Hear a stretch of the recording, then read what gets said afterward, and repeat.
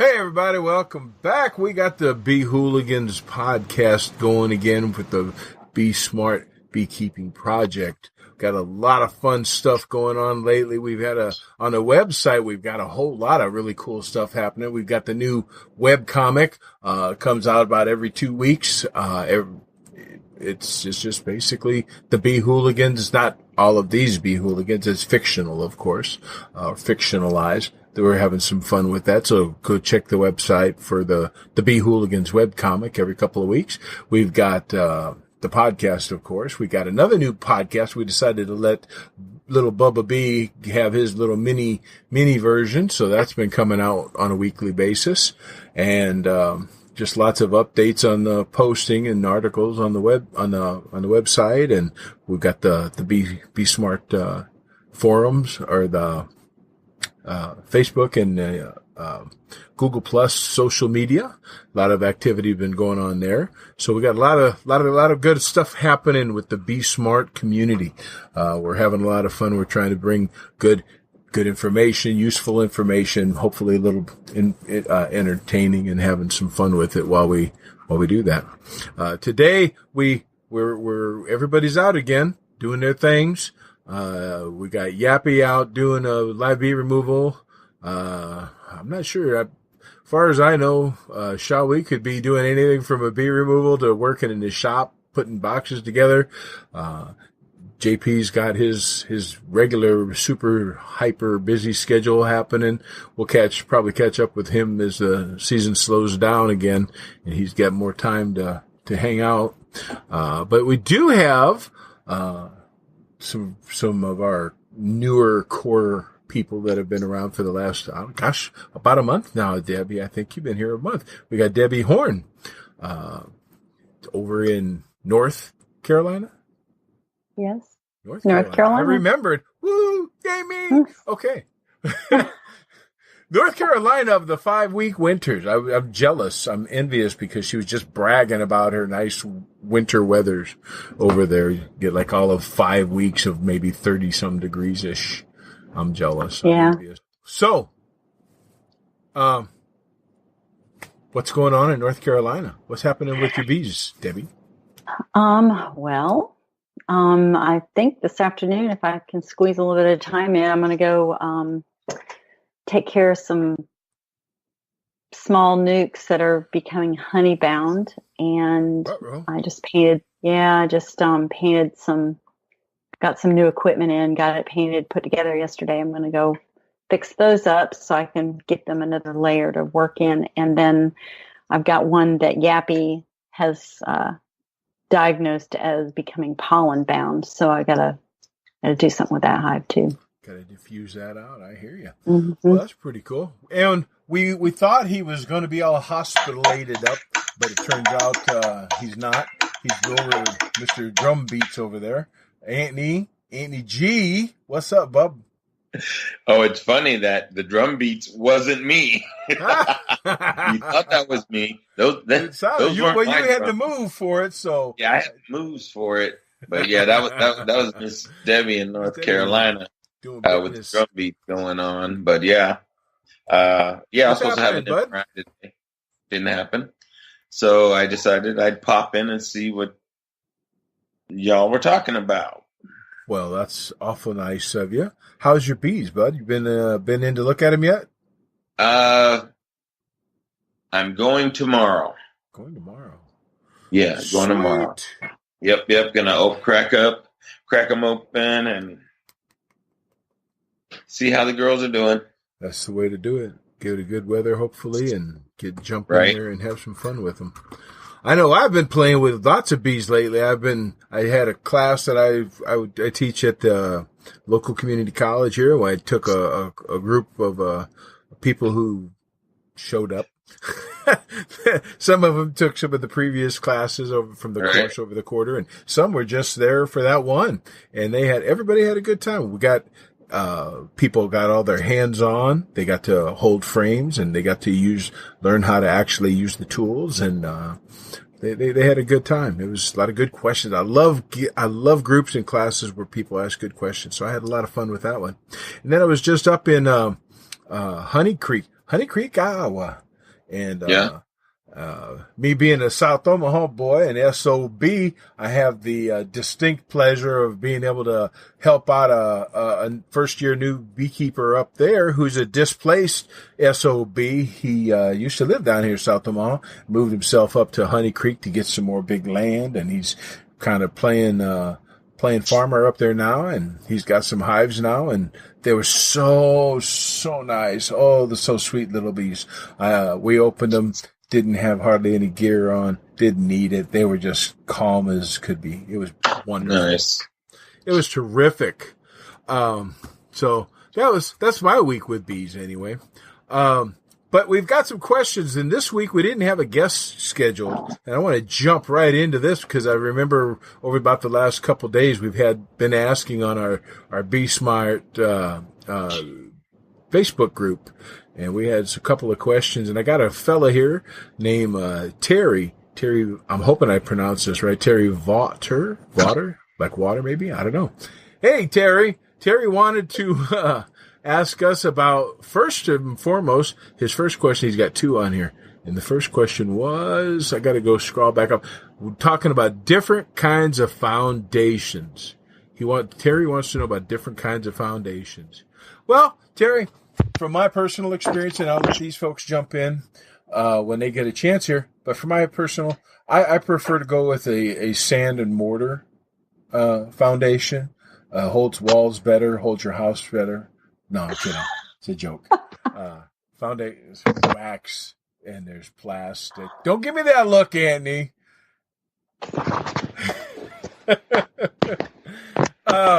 There's wax and there's plastic for the most part when you're talking about foundation. However, that's some conventional stuff. Everybody, I think, has opened up a catalog. You guys, I know you guys look through the catalogs and you've seen foundation on it. You get the plastic and you've got the super thin wax and you got the regular wax foundation. So that, the super thin is what they use for cut comb, some folks, and they got the regular, and then they've got, your right cell, and there's all kinds of different kinds of plastic foundation. You've even got the whole one piece. It's a frame and foundation in one piece, so you got all kinds of different foundation out there. But I'll let you guys talk about what you've seen and understood from there, because you're going to be able to speak to that, pretty well. But I know people, the history of beekeeping and foundation. I've gotten the luxury, the privilege to talk to some of these fellas who've been doing this 40, 50 years of their life or longer. And the one thing that I have the most fun with when I hear they talk about foundation or foundation lists or whatever, is the things people used to use before there was sold foundation, before you could buy it from a catalog or something. I know a guy who used to use roof shingles in his frames as foundation, and the bees would draw the comb off of the rough shingles that were inside the frames. I know another fella, he still to this day will take a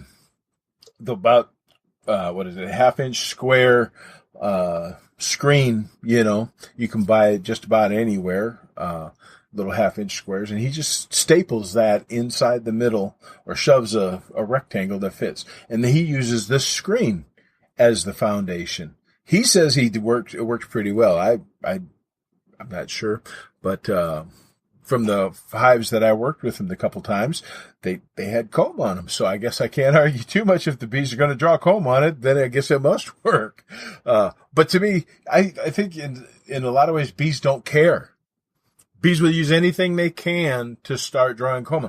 Bees will draw, if you've opened up one of your hives, you'll see that if there's a violation of bee space, too much between the wall and a frame, bees will start drawing wax comb right off of the wall. So essentially, they're kind of using the wall as foundation. They're building right off of that and drawing away from that. So bees will use just about anything. They really don't care as long as it's a surface to start from. I think the big thing for us in general, foundation stuff, is that people are familiar with the cells and they pre-drawn, the pre-stamped cell sizes is the biggest factor, I think, for most people.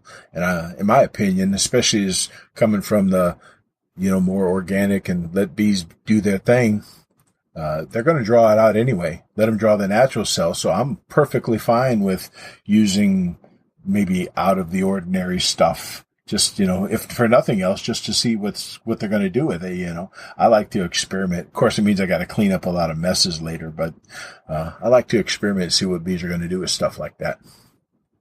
What do you guys think? What are your experiences with foundation? Have you tried some different kinds? What kind you like? What kind worked, better for you in your instances? I'm trying all 3 different kinds right now. Can you hear me? Yeah. Okay. Right now I've got plastic.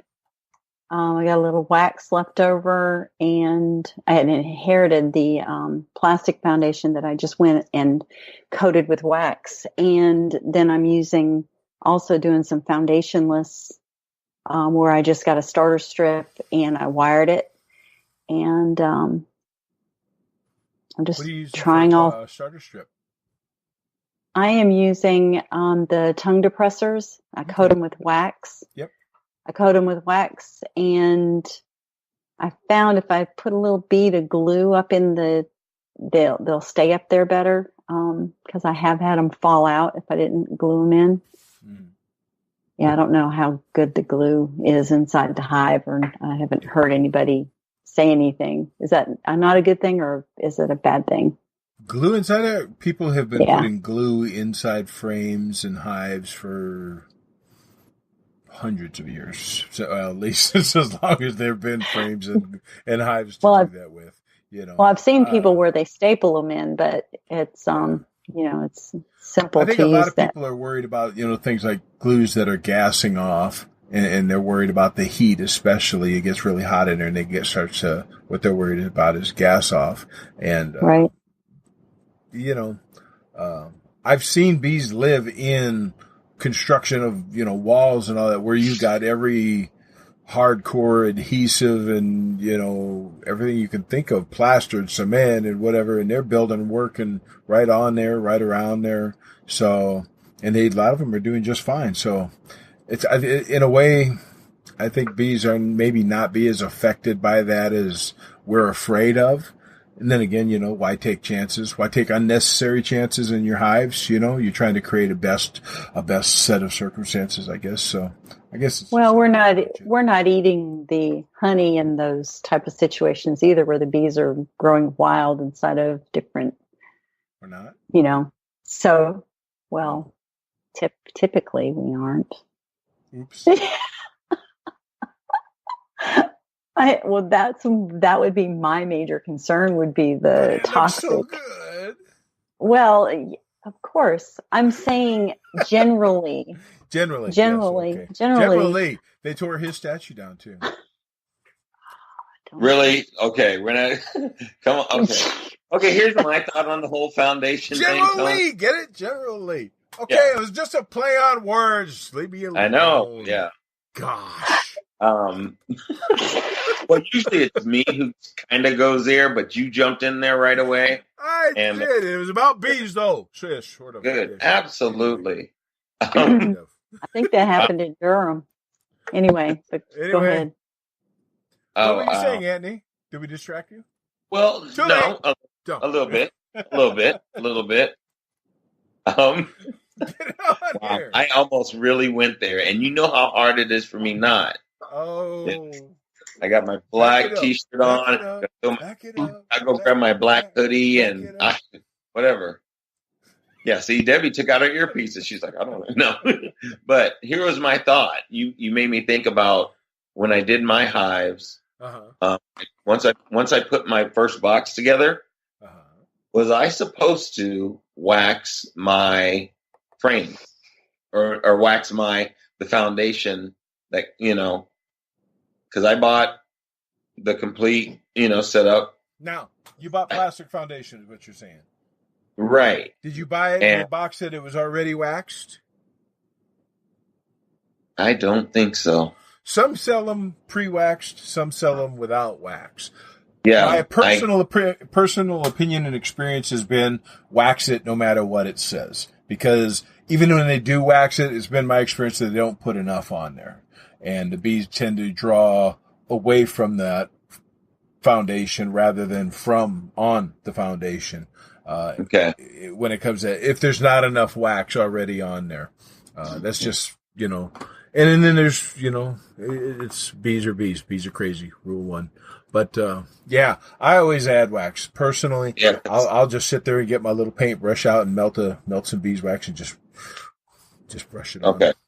So I should do that with any supers that I end up putting on top. You can, yeah. I think it'd help. Okay, because like I said, I didn't pre-wax. It's hard to say there's a should, a hardcore should, because I know enough people that do it the other way with success that they're going to sit there and argue with me and say right off the bat, well, you don't have to. Well, no, you don't have to. But I just find you tend to get a greater. I get a greater success rate when I add extra wax. I'll say that. Okay. Yeah, it ain't gonna hurt. So yeah, I'm just saying. Yeah. So as I go through and make changes, I'll wax my foundation. What do you use to wax your foundation, Tony? Wax. Oh, what do you do? What do you use to apply? Sorry. Oh, a paintbrush. I just go down. I'm getting the look. I just go get one of them. I get one of them soft, like spongy paintbrush things, from like a hard, local store that, home repairs. The cheap sponge craft. For a little sponge. Then I melt it down and dip it in and just whack, sound effects and everything. I actually make the sound effects when I paint it on it because they're so soft they don't make sound effects like the good old regular paintbrushes, Those, they make their own sound, but the sponges are too quiet, so I have to make the sound effects. I go, yeah, the paintbrush kind of goes. But not the sponge ones. The sponge ones are pretty silent. They're like stealth ninja brushes. You got that, Annie, right? I think he's ignoring me.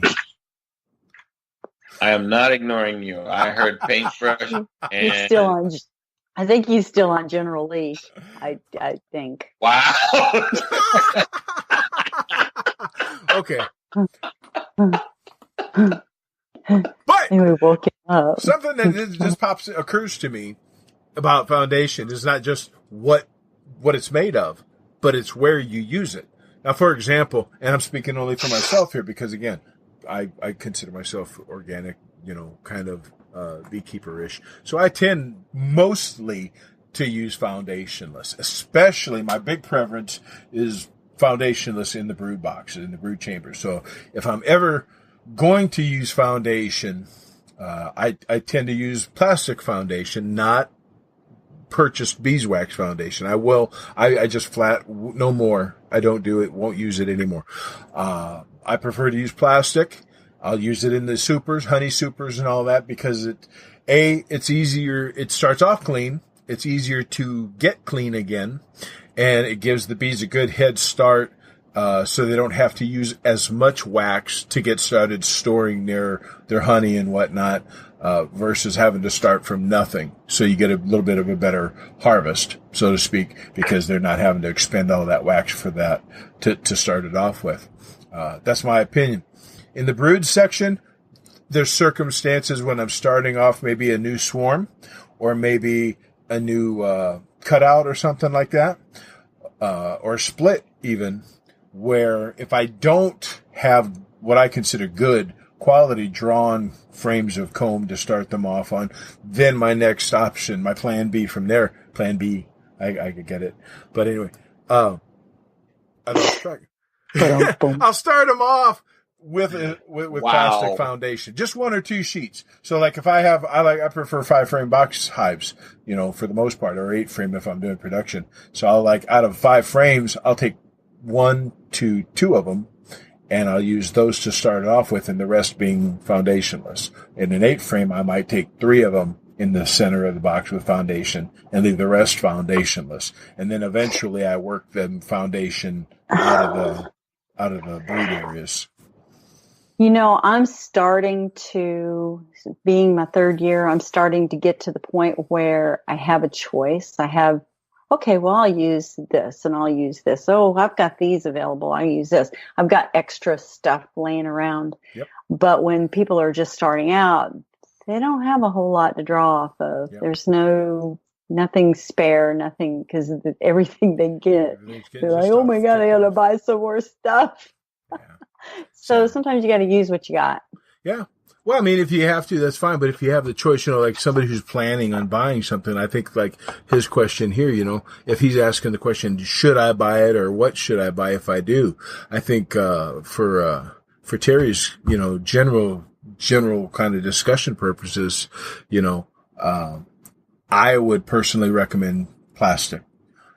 Like I said, it starts off clean. It's not already contaminated like the beeswax foundation you can buy. They've already done all the tests. You just can't buy uncontaminated beeswax foundation anymore. It's all contaminated already. I would prefer to start bees off with clean wax. So if they're just laying clean wax over that plastic, it's a better start in my opinion. So that's why I prefer, if I'm going to use foundation, I use plastic. That's me. Just me. That's the way I do it. Yep. That's how I don't buy any more foundation anymore. Or no more wax foundation for me either. Yeah. So I had some to start with, but there. I've still got a whole bunch of it laying around here that I don't even use anymore. It just sits here, lonely. So what's it contaminated with? Stuff. Contaminants, really. Contaminants. Yeah. Contaminate. You're not going to take the bait, are you? Well, I mean, are you shooting for like the pesticides and stuff? Is that what you're getting Yeah, at? well, no. What are the contaminants that are in it's pesticides for the most part. But I've heard concerns. I've read some, and I don't know how far you can really push it. And I'm not saying that it would necessarily be the big thing. I've heard people discuss, possibilities of certain diseases that may get through, but I don't see that most of the time. You're talking the heat process that kills a lot of that. I don't see it transmitting most of that. Most of the contaminants that they test for when they do that kind of testing in the labs is usually for pesticides or other things that the bees are coming into contact with. And then as they walk on the foundation, on the combs rather, that absorbs it. It just soaks right into that beeswax and it just stays as a part of it. So you melt it down. It doesn't melt out. It doesn't boil away to, whatever. It just stays part of it. You reform it and it's built in. Some of the things that concern me are the things that people are feeding their bees, as in like the protein patties, have wheat and barley products for protein. That bothers me. So, well, anyway. I'm sure you don't feed them that stuff.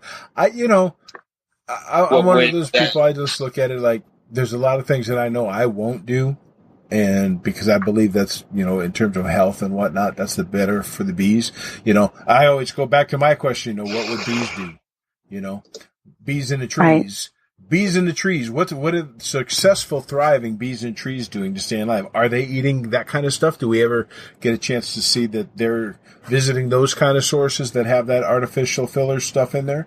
Or do they tend to stay to natural pollens that don't have that? For the vast, most part, you see them on regular flower pollen sources. But at the same time, I have seen them go to like, bird feeders, squirrel feeders that have a mix of all that kind of dust stuff, and it's all mixed up in there, and they'll go to that. So bees are kind of like, anything. When you're hungry enough, when you need a particular something enough, in terms of nutrition, you pretty much get it where you can, if you can't get your preferred source. Right. So they will do it on their own, but that's probably not the most common, not their first choice, Yeah. So, yeah. kind of falls into the same thing with feeding sugar syrup. Bees will eat sugar syrup, but they'll stop eating it as soon as a good nectar flow comes, and they will just say, no, we prefer the nectar over the sugar syrup. It's just a sign of preference for food source there too, but they'll do it if they need to. There's that. Any other input on, I don't know what else to say about foundation. I guess I just, for the general vague kind of open statement there, that's about what I've got to say about it. Anybody else got anything to add to foundations? No? Yes? Maybe? Fine. Did anybody, I heard so many people talking about the goofy, the eclipse thing, solar eclipse yesterday.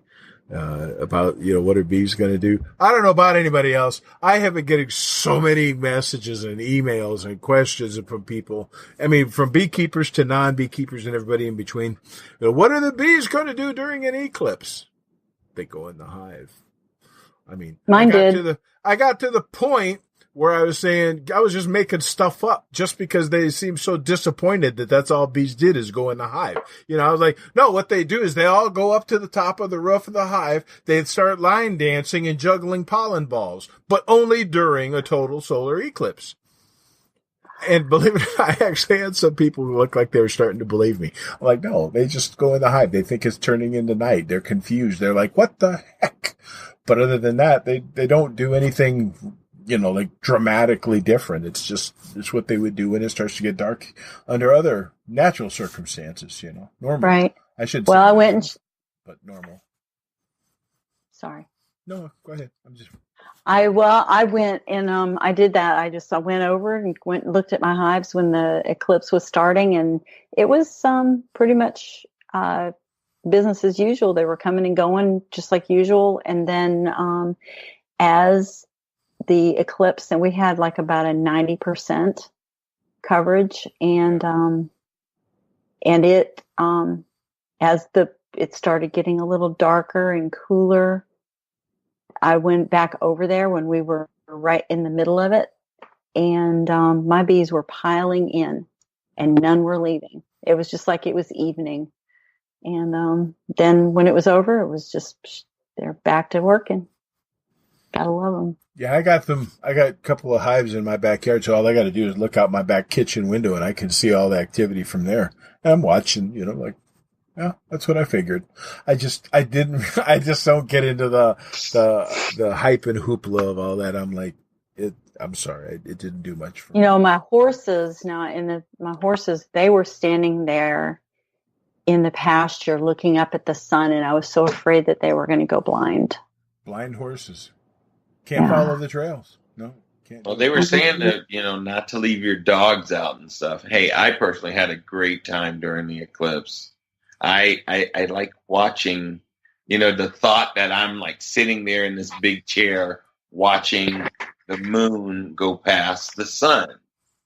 See, I like that stuff. It was very cool to me, but it's okay. Now, I'm going to recant something I just said. I'll be the geek. The only beings on this planet that are stupid enough to look at the sun while this is going on would be humans. The horses are not going to stand out there in the pasture and look. I just wanted to kind of recant what I said. They weren't looking at the sun, and your dogs weren't either. So no, because we're the only ones that care to see something like you're right. We're the only ones going, "What's that?" Look. I know somebody somewhere put a pair of solar glasses on Rover and made Rover look at the sun. Somebody did that. I guarantee there'll be a picture somewhere. Oh, I've seen that already. They've had that on Facebook already. Oh, it's just crazy. Man, I hope the bees had their glasses on. Well, no, bees already have the lenses on their compound eyes are already filtered. Oh, there you go. They're already filtered, so they don't need them. They got built in. For bees, it's just like whatever. I watched through a welding helmet. A welding helmet? Yep, sure did.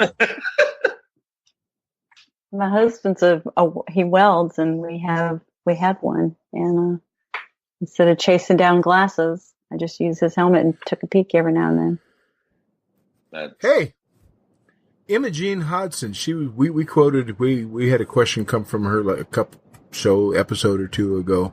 She got up on our Facebook group, and she wants to know if we need a nutty Aussie sidekick. No, and more no. No, Imogene. No. So I'm just kidding. We might actually have you on if you're awake when we record. But you got to remember, it's like 2 a.m. or 3 a.m. over there when we're doing this at like 10 o'clock in the morning. So if you can be awake, give me a holler. We might let you on. I doubt it. Well, I'm a little bit offended, Tony. I'm just saying. Wait. You can be offended. I don't mind. Yeah, of course. Well, who's the sidekick? I mean, if it's like she wants to be an Aussie sidekick. On the show. Are you the sidekick? Am I the side? Debbie, I'm not even a sidekick. I'm just the joker that runs the studio software. Right? Yeah. So, we're just a bunch of hooligans. No, according to that bee that keeps popping in every now and then, we're yahoos. They called us a yahoo on the last podcast. Are we Yahooligans? Bubba? Yeah. Yeah, Bubba, yeah. Well, he's a drone, and he's not the brightest one of that. I have to keep him busy. I did take offense to that. I did send him out yesterday, so he's going to be doing his mini podcast this week. Is a live report as it happened, as the eclipse was happening. He was doing from the inside of the hive perspective, so that ought to be interesting. He hasn't gotten it to me yet, but he's supposed to, so we can get it out this week. See if nice. We manage not to mess that one up. Just as long as he doesn't insult Annie again, I'll be all right. I am so sensitive. and very offensive. I'm offended easy. Very offensive. I'm offensive. So, they can't see that. Hey, this is kind of related to the foundation question. She then goes on, after offering to be a sidekick, she then offers to this question up how to keep old. I'm going to guess this is an Australian thing. Manky? What the heck is manky? We don't speak Aussie up here. This is not, I don't know, manky. Frames and comb. I'm guessing that's what's up with the stuff. Attitude, dude? Wonky. Maybe it means wonky. I don't know. Let me Google it. Eclipse really annoyed me. She cannot see your smiling face. You're funny. Let me find out what manky means in Aussie. I don't know. Somebody needs. I'm Googling it. Are you? Maybe. She's Googling. Yeah, What's maybe manky? there's. What does manky mean? Imogene on here just so she can explain this stuff. Seriously, I looked it up. It says. Yeah, it's a word. It's a real word. Yeah, really. I thought it was like a Google typo. Like no, manky, unclean, foul, gross. Hey! Origin is British, Irish, or Scottish slang. I know the Australians don't. Wait. You said Scottish, Irish, what? See, it says it's British, Irish, Scottish, and Irish. British, Scottish, Irish slang coming from an Aussie. She's getting like way international on us here. But when I Googled it, I said manky in Aussie is how I Googled, and it says the first thing, it says, what does manky mean? Manky, and it says this nasty. Up here we call that nasty. It's often nasty used in Australia. American version, nasty comb. Nasty comb. Don't get in your hive. I can't sing. I just try. I fail, but I try. You fail miserably. I love Google. Janet Jackson would do it a whole lot better. She looks better, too. Yeah.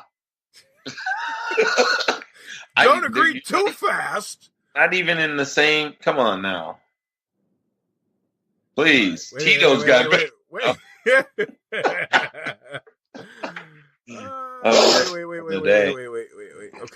Okay, so the importance of keeping the fresh comb in the hive to remove gross nasties with the old greasy black comb. Okay.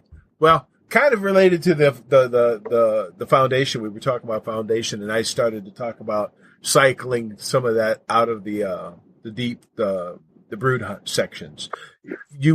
Because of the contaminants, and it does get old and nasty, and sometimes you get pests that you just make a mess, and sometimes bees just make a mess. I prefer to cycle things out on a 1 or every 2 year basis. So because of the way I work my hives, I do kind of a combo warrior style management. So I nadir. In the spring, I add my new boxes, the first new boxes, to the bottom of the hive. So that means everything that was the original 2 boxes from the brood section are now going into spring, the first 2 supers, and they get backfilled with honey and used as honey supers. And you got 2 new boxes on the bottom that are fresh, clean wax, either foundationless or on plastic foundation, but it's fresh, clean wax. And then it just gets cycled out, because then as I pull those supers off, they get used for, they get harvested and cleaned. And so I try at least no more than about 2 years. I try to clean it, get it so the cycles through, because you don't want that nasty stuff. It's the whole reason we talked about not wanting to buy the beeswax that's, coming from, suppliers that have it, that may already or usually already have contaminants in them. Why start your bees off in nasty, contaminated stuff? It's really not a healthy place. Give them the best clean start. Fresh wax, just cycle it through. That's my 2 cents and a half, 2.5 cents. I gave that 2.5 cents worth. That's what I think anyway. Do you cycle? Have you started to cycle, comb through your brood area? You talking to me? Yeah. Well, no. No? Okay. Well, because I kind of almost had to start over this year, so yeah, I've thrown out some old nasty comb that was from last year and the year before, but this spring, I only had 2 robust hives to start with, but then I picked up so many swarms and stuff, so everybody's pretty much working on new stuff right now. Cool. Yeah, so I wouldn't know how I'm working. I do Langstroth hives, so I don't know how I would cycle out old stuff. I don't Basically, know. in that system, you just have to intentionally, as you're going through an inspection, you go through the older combs that, like the ones that are more toward the outside and there's not much eggs or anything in them. They're not being used at the particular time, but they're getting dark and older.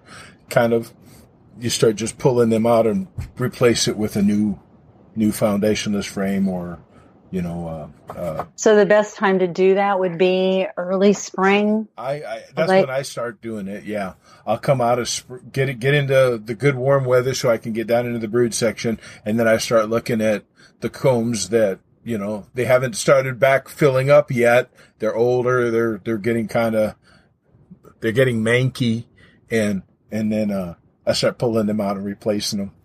I got a new one. I'm going to use this hive that I'm going to get into. Yay, why not? This hive I'm getting ready to get into, that's pollen bound.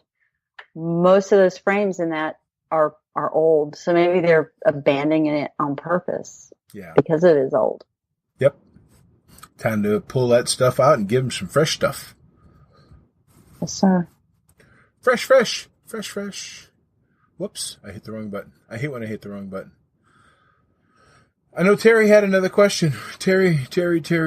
When supers should come off? Terry Vaughter, again, question 2 for Terry. When supers should come off? Well, when they're full, that's a good time. When they're full of honey, take them off. When they're broken, take them off. You got to fix them. When you don't need them anymore, fall, coming in the fall, you're done collecting. You got to let them collect and backfill. So you got to break it down to the 2. You should be breaking it down to the 2 deeps for their winter prep, and you take them off then. So when they're broke, or when they're full. Okay, so when you don't need them. Okay. That's, yeah. What? So when you say you don't need them, I mean, are there guidelines you use? Like once you are down to, you've got your two basic boxes that you plan on wintering, and you've got one super on top. Now, are there multiple ways? I mean, since you're going to want to feed during the winter, do some people leave that third box on maybe? Well, we talked about regionality earlier, and it's going to be the same thing here, because some people will get a late second big flow, and they can get, not only can they get collect, for extra surplus honey, but they'll also get enough to backfill for the honey stores for the winter too, because it's just that big of a flow. So they don't have too much to worry about. But about the more north you go, it gets to the point where you're not getting a big late flow. You're getting maybe just enough for them to stock up for winter. So like me, once I hit September-ish, early September, I'm done. I'm not even trying to collect anymore. I'm hoping that I break them down to the 2 so I don't put any new supers on, and then I let them backfill the upper deep or, the upper box with whatever honey they can collect, nectar they can collect, and that'll be their winter stores.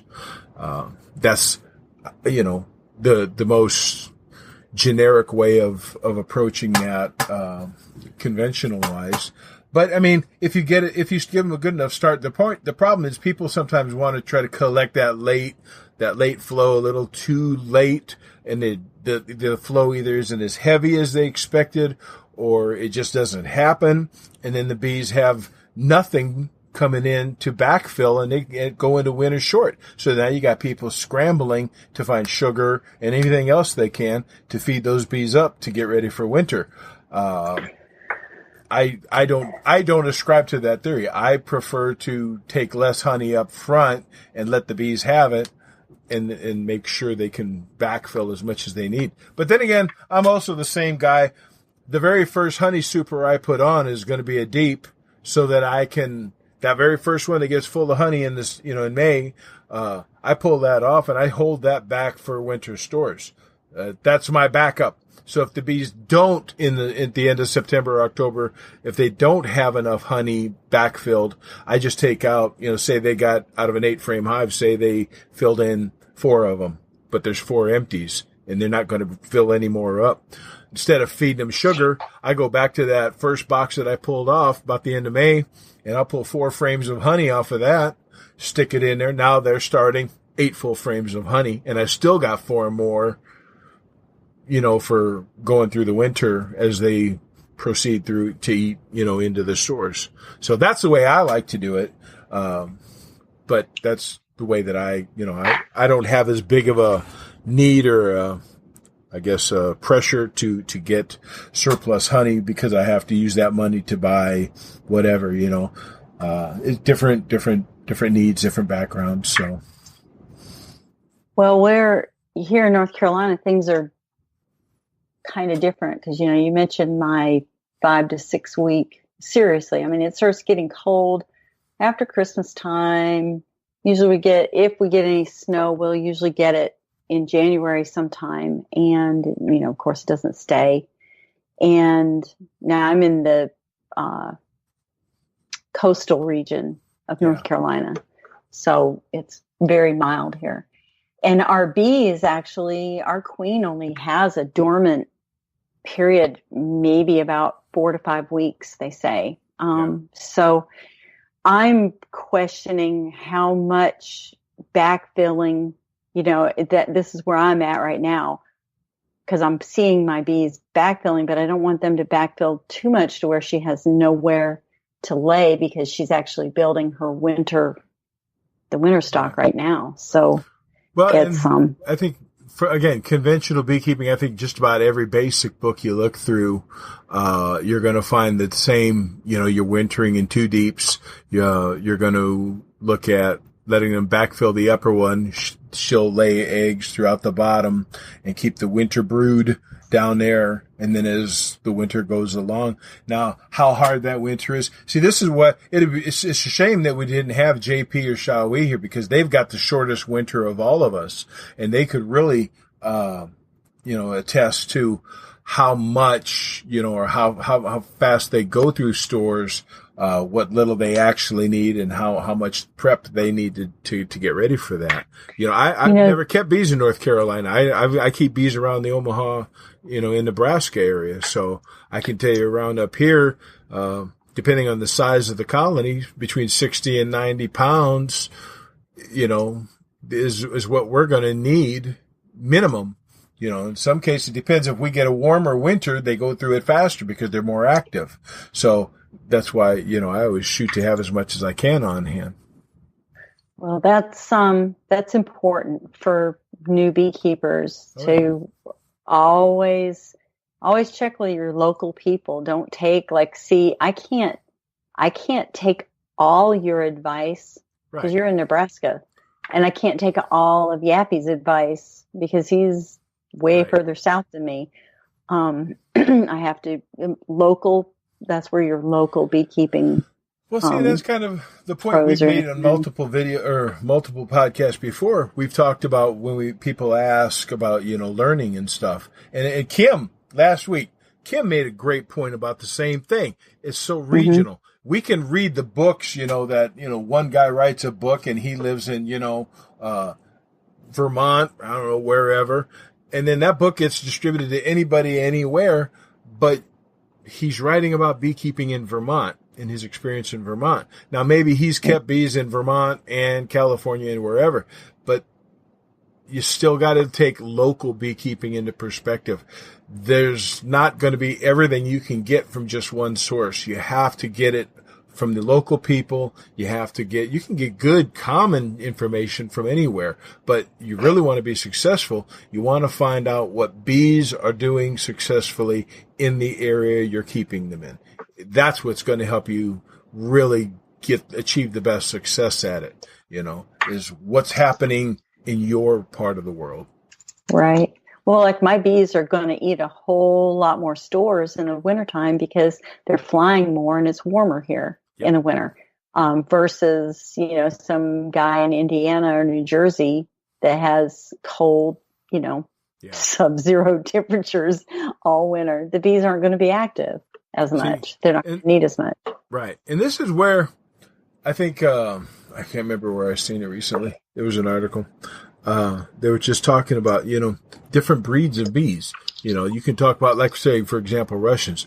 They have adapted, they have evolved, to come and work, thrive in a region that they've got a very, very short period to work in, spring doesn't hit until, end of May, and winter, cold to where they're not able to forage anymore, starts right away up in September, and so they got a 3 or 4 month period there that their population is affected. They control their own population by bringing the population and keeping it real small in the winter. And so there's not a fast spring buildup, but, in terms of a long drawn out buildup, it's small. And then all of a sudden, just before the typical spring warm up starts, just at that time, they goes from small and it's explosive. It's boom. And there's just bees everywhere. She just goes from almost nothing to everything because they need that huge population to take the most advantage of everything that's growing in that very short window. And then again, as you get toward the end, big expansive population. And then all of a sudden, boom, it's like somebody vacuumed half of them up and just disappeared because they have to protect that. And they just maintain a very small colony population for the rest of that year. So bee genetics are going to be a big factor into that. And I think that's going to be a big part of successful in different parts of the country. You want to start, with good genetics, not just in hygienics where you got bees that are pulling out diseases, disease and pests and all that. But you also want bees that are adapted to the growing region, the temperature and whatnot. You want to have bees that are going to make the most the best use of the growing season and what happens to be growing in that kind of an area. You get down towards Louisiana and them. Italians are hugely popular and they're hugely successful because that's about the region, the same area where they came from. They can do very well in other parts, but they're ideally adapted to that kind of an environment because that's where they evolved at. You get Carniolans, and Carniolans do exceptionally well up where we're at because we are very similar in our environment to where they originally came from. That's how so they know how to get the most advantage out of our growing season and what and how much and all that is available. So they control their population and their brooding and all of that similarly. And so as you look at being a beekeeper, I think don't just look at bees for, are these bees docile? Are these bees hygienic? But what bees are going to be the best to make the most advantage and get the most success because it's most similar to where they evolved at, where they're going to just naturally have that inclination that they just fit right. This is boom, the right pocket for them. That's my way of looking at it. It's just me. I don't know. Yeah. Well, that's it makes sense. It's common sense. What do we got here? Holy moly! Is it really common? If I said it, I doubt it, but more like awkward. But, did you say holy moly because of the time? You started a little late, so we're good. No, we still 50 minutes is 50 minutes. So 50. Okay, I thought it was an hour. No, well, we usually go about an hour, but I usually about 10 till the hour. I start us wrapping up because it usually takes us 10 minutes to get through everybody's last comments and all that. So we usually hit about an hour when we're done. But we also have 5 or 6 people here. Today we only got 3. So, but having said that, we talked about what these people on our Facebook group wanted to talk about. But there's something you wanted to talk about. And I wanted to touch on that a little bit. You had mentioned earlier in the podcast about being pollen and or honey bound. Mm-hmm. Okay. And just kind of touch on that a bit. It's a great question. For me, I like talking about that one myself. I like studying it because bees are weird. This is what people say, and I have this thing with what I call bee hippies. Or other people call them bee havers. You don't keep bees. They're not managing bees. They're just, I got a box with bees in it and I let the bees swarm and I let them do whatever. I don't do nothing, no management, no nothing with them. Okay. To me, that's a bee hippie. They don't do anything for their bees. It's like having a birdhouse. The bees just come and go as they will and there's nothing done for them. And there's people who do that. and, okay, fine and well. But people talk about, do I have to harvest honey? And that whole being honey bound, that's one of the reasons you have to harvest honey. If you're a beekeeper, you have to harvest honey because otherwise they get honey bound. And what can happen is they'll either die out because the queen is stupid and quits laying and they don't move on and they just choke off, or B, they swarm or abscond because this place is useless to us anymore. We can't live here. Oh, place is no good. Got to up and leave. And so everybody goes, or like I said, they'll just whatever little space they can fill. And I mean, they're constantly swarming out and eventually they'll swarm themselves to death anyway. So you have to harvest honey. You have to.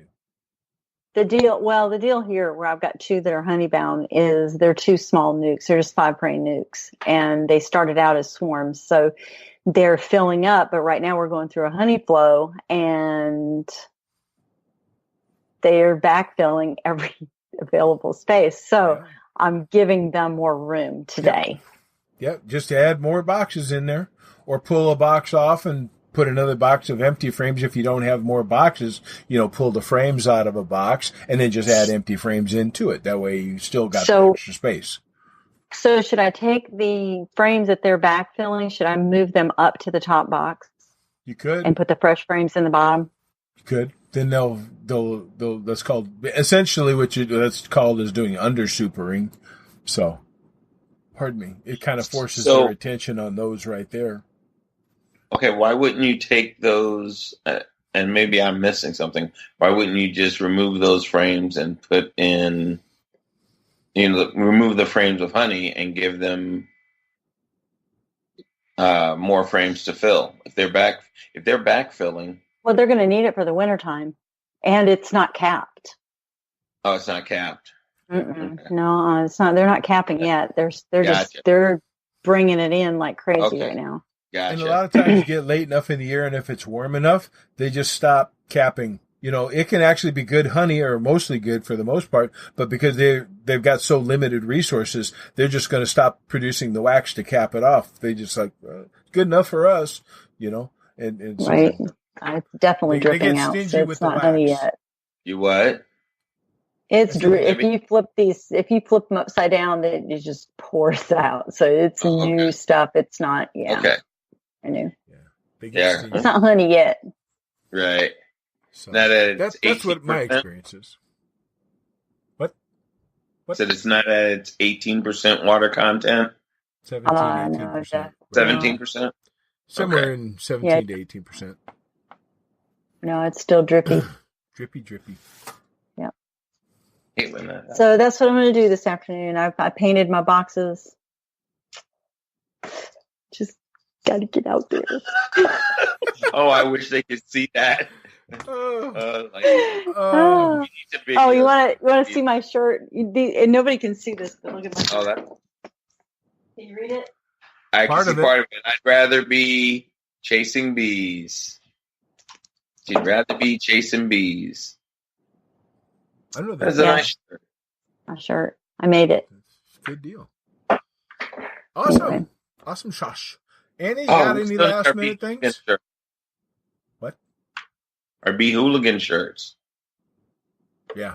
They'd be so talented. Yeah.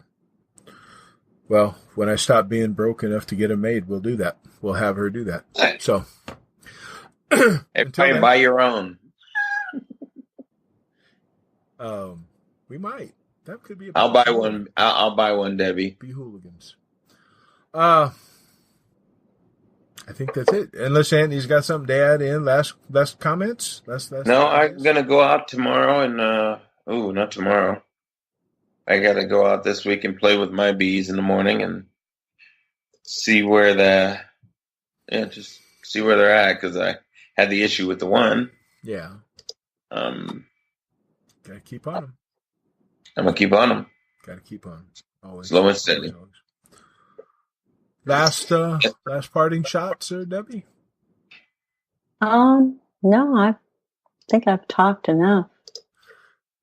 They don't get enough of you. They love you. But we are missing JP and Shawi and Yappy. I know. It puts a lot of pressure on me when they're not here. See, I don't schedule anything because I know I'm doing this because I'm the schmuck that's got to do all the editing anyway. So I have to schedule the day away. Otherwise, I'd probably be out doing stuff like that. But, this is this is the sacrifice of an artist. Hey, check this out. Wow! That's not what I wanted to do. Hang on. Okay, really? She's playing with her glow light, and she got a game. Okay. Well, it is.